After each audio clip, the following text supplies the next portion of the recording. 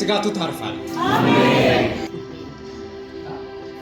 መጽሐፍ ሲናገር እንዲህ ይላል፣ የሚሰማኝ ይላል በእርጋታ ይቀመጣል።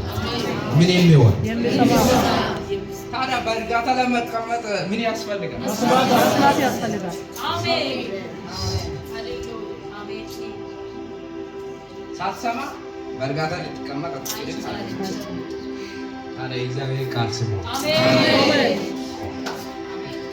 የሚሰማኝ በእርጋታ ይቀመጣል። ከመከራ ስጋትም ያርፋል። ከስጋቱ ነው የሚያርፈው። መከራ ተረቅሎ አይሄድም። ከስጋቱ ታርፋል። እያሰገ ከሚያስጨንቅ ታርፋል እንጂ መከራ ከቤት አይጠፋም መቼም። እሱን ንገር። ለምን መከራ ጠፋ ማለት በቤት ለክርስቶስ የለም ማለት ነው።